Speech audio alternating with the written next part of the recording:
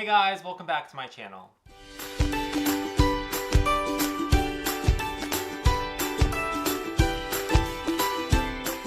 Before we get into today's video, I wanted to let y'all know that I bought a new camera for this YouTube channel. Every video that you've seen so far before this video was shot on my iPhone. So I thought it was about time to invest in a better camera, a better mic. So please let me know what y'all think of this new video quality. I do have a 90-day return policy, so if it's not up to par, please let me know and I'll go return it.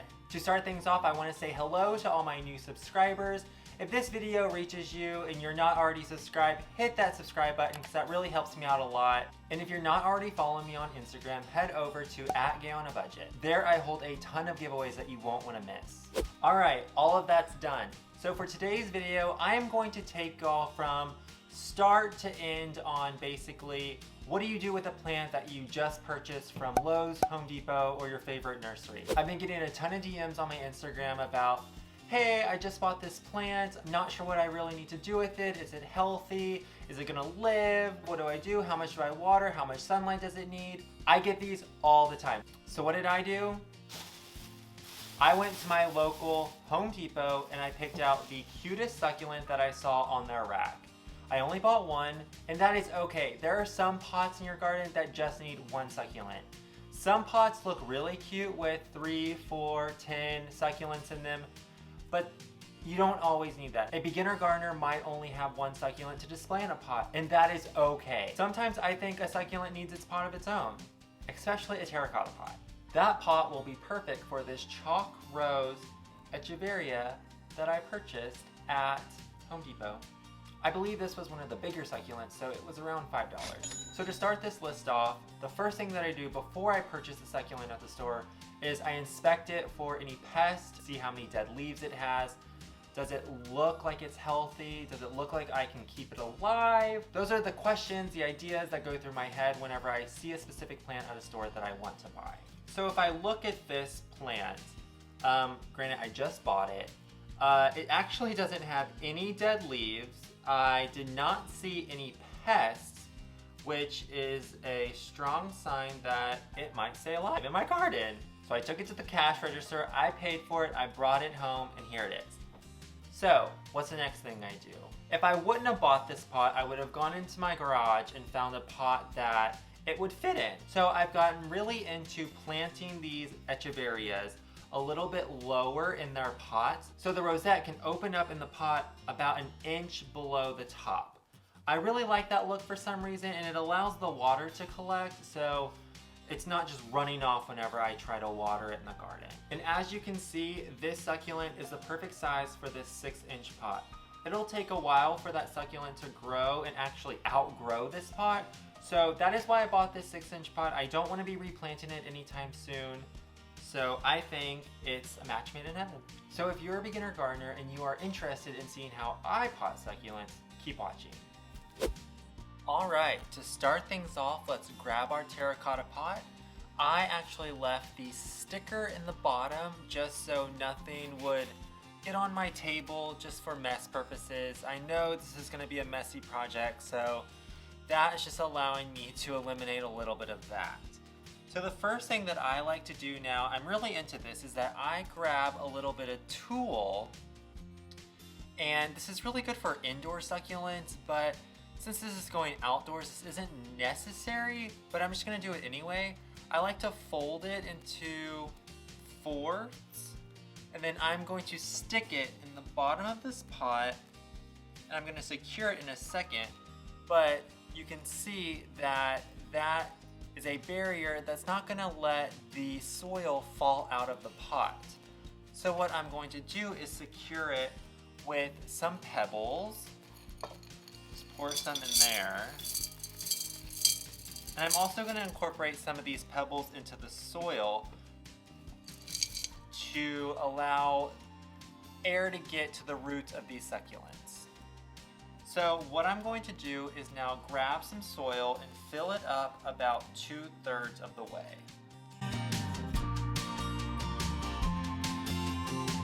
That's about 2/3 full. Around this time, I want to add some more pebbles into the soil. then I'm going to mix that up a tad. Now I'm going to pack the soil down, get it tight, and I'm going to make room for my succulent.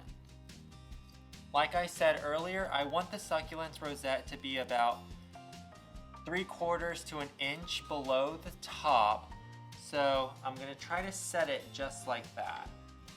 Let me pop it out of its, let me move this out of the way for a second. I'm going to pop it out and I'm just going to break up the roots.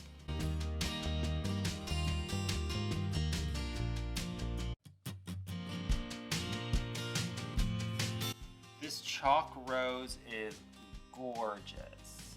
Look at that. Alright, so I'm going to need a little bit more soil. I'm just going to add some of the soil that came in its pot.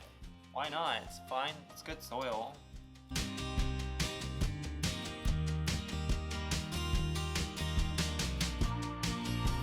Pack it down. See, that's kind of where I want the soil to be. Now I'm going to get a spot ready for the plant. Looks about right. Maybe too big. See, the roots are not very long.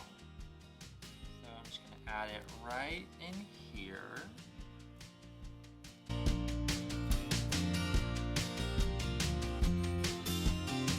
Pack it down. Push a little. You can put a little pressure on your succulent. Just don't break any of the leaves. Look how cozy it looks in there. I think that looks beautiful already. Center of the pot, I think it looks great. So with this succulent already planted, the next thing that I like to do is add some fertilizer, and I'm also going to add a pest control to eliminate any kind of fungus gnats or any kind of pest that will want to get into the soil of this pretty succulent.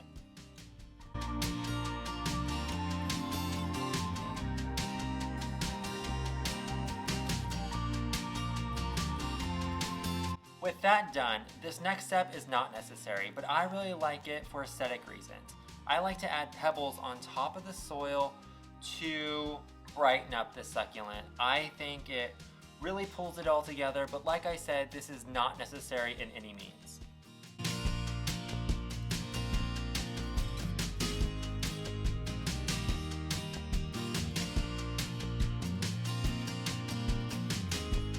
Don't be afraid to lift up those leaves and get under there. You're not going to damage it. Just don't put too much pressure on the leaves.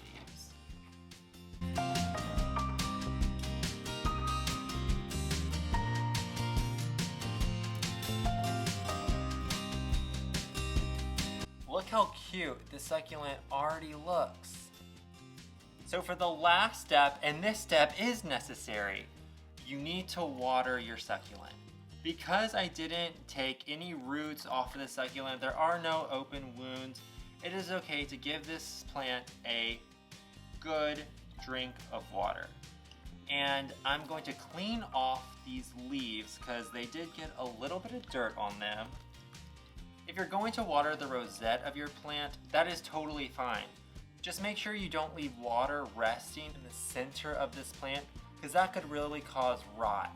What I like to do is just blow it a little bit and the water comes right off. This is a simple pot for anyone to plant, even a beginner. This is not intimidating. It costs less than $10.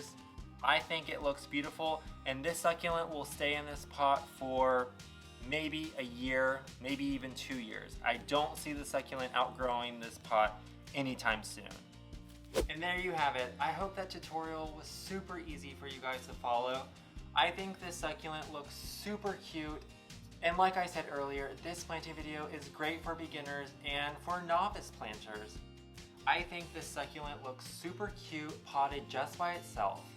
If you've liked this video, go ahead and give it a big thumbs up and make sure you subscribe to my YouTube channel and follow me on Instagram at GayOnABudget. I had fun doing this potting video with you all, and if you have any questions, feel free to DM me on Instagram or leave me a comment down below. I will promise to get back to everyone who ask me a question. I'll see y'all in the next video.